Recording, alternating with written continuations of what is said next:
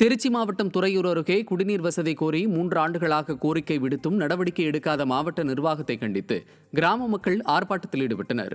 கீரம்பூர் ஊராட்சிக்கு உட்பட்ட காந்திநகர் காலனியில் குடிநீர் வசதி இல்லாததால் ஆழ்துளை கிணற்றிலிருந்து வரும் உப்பு நீரை குடிப்பதால் பல்வேறு பாதிப்புகள் ஏற்பட்டு வருவதாகவும் வேதனை தெரிவித்தனர். ஆனால் இதையெல்லாம் கண்டுகொள்ளாத ஸ்டாலின் விதவிதமாக போட்டோ ஷூட் நடத்தி வருவதாகவும் குற்றம் சாட்டினர்.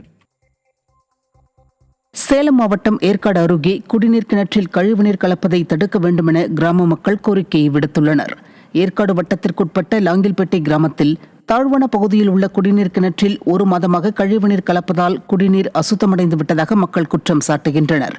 எனவே மேல் பகுதியிலிருந்து வரும் கழிவுநீரை தடுத்து குடிநீர் கிணற்றை தூய்மைப்படுத்த வேண்டுமென ஸ்டாலின் அரசுக்கு அவர்கள் கோரிக்கையை விடுத்துள்ளனர்.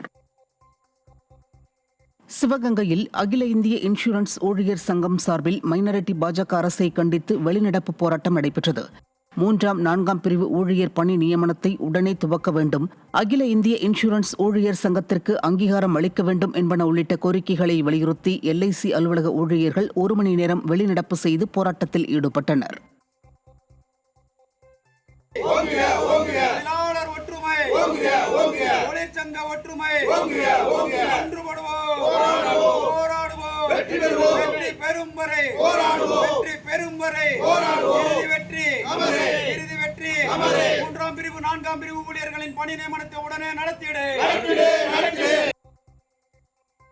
கடலூர் மாவட்டம் சேத்தியத்தோப்பில் விடிய அரசின் தகர டப்பா பேருந்து திடீரென பஞ்சராகி நின்றதால் பயணிகள் கடும் அவதிக்குள்ளாகினர்.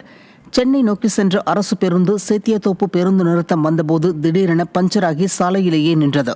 இதனால் கடும் அவதிக்காளான பயணிகள் அரசு பேருந்தை நாடுவதை விட நடந்தே செல்லலாம் என தங்கள் வேதனையை கொட்டித் தீர்த்தனர். நிர்வாகத்திறனற்ற ஸ்டாலின் போட்டோஷூட் நடத்துவதில் மட்டும் கவனம் செலுத்துவதோடு நின்றுவிடாமல் அரசு பேருந்துகளை பராமரிப்பதிலும் கவனம் செலுத்த வேண்டும் என கோரிக்கை விடுக்கப்பட்டுள்ளது. ராணிப்பேட்டை மாவட்டம் அரக்கோணம் அருகே உள்ள அரசு மதுபான கடையை அகற்றக்கோரி அரசு அலுவலகங்களில் பொதுமக்கள் மனு அளித்தனர்.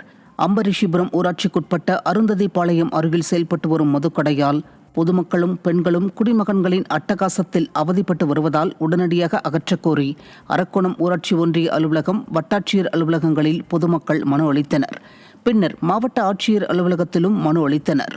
மக்கள் சீரழிந்தாலும் பணம் வந்தால் போதும் என்ற எண்ணத்தில் தீய சக்தி திமுக அரசு டாஸ்மாக் விற்பனையை அதிகரித்து வருவதாக அவர்கள் சாடினர்.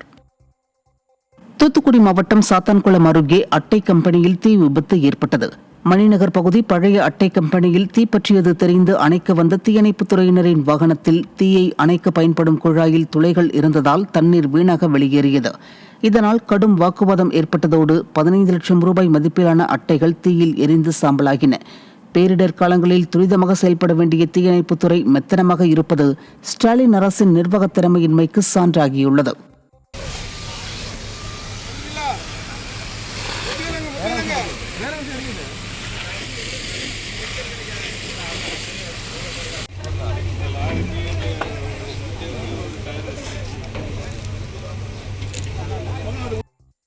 தென்காசி நகராட்சியில் 28 லட்சம் ரூபாய் கையாடல் செய்தது தொடர்பாக இளநிலை உதவியாளர் மீது நடவடிக்கை எடுக்கப்பட்டது பரபரப்பை ஏற்படுத்தியது.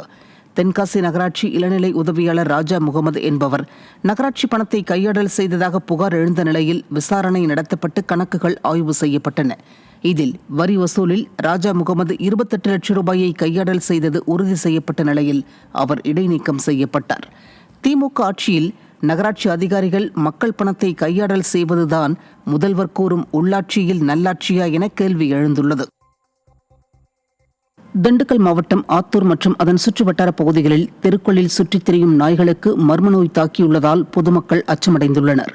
செம்பட்டி அருகே ஆத்தூர், மல்லையாபுரம், சித்தையன்கோட்டை, பாறைப்பட்டி உள்ளிட்ட பல்வேறு கிராம பகுதிகளில் சுற்றித் திரியும் நாய்களுக்கு ரோமங்கள் உதிர்ந்து தோல்கள் கருப்பு நிறமாக மாறியுள்ளதால் குழந்தைகளை வெளியே விளையாட அனுப்புவதற்கு அச்சமாக இருப்பதாக தெரிவிக்கும் பொதுமக்கள் மர்ம நோய் தாக்கிய நாய்களுக்கு சிகிச்சை அளிக்க வேண்டும் என்று வலியுறுத்தியுள்ளனர். திருவாரூர் நகராட்சி நிர்வாகம் சுத்திகரிக்கப்படாமல் வெளியேற்றும் கழிவு நீரால் தொடர்ந்து நோய்வாய்ப்படுவதாக கிராம மக்கள் குற்றம் சாட்டியுள்ளனர். திருவாரூர் நகராட்சியின் பாதாள சாக்கடை கழிவுநீர் கீழக்காவாதுக்குடி கிராமத்தில் உள்ள சுத்திகரிப்பு நிலையத்தில் சுத்திகரிக்கப்படாமல் நேரடியாக சுக்கநாற்றில் விடப்படுவதாக குற்றம் சாட்டினர். கடந்த 3 ஆண்டுகளாக இதே நிலை இருப்பதாகவும் மாவட்ட ஆட்சியர் வரை பல்வேறு அதிகாரிகள் வந்து பார்வையிட்டு மட்டும் சென்று விடுவதாகவும் குற்றம் சாட்டினர். ஸ்டாலின் அரசு அதிகாரிகள் மக்கள் நலனில் அக்கறை இல்லாமல் செயல்படுவதாக அவர்கள் வேதனை தெரிவித்தனர்.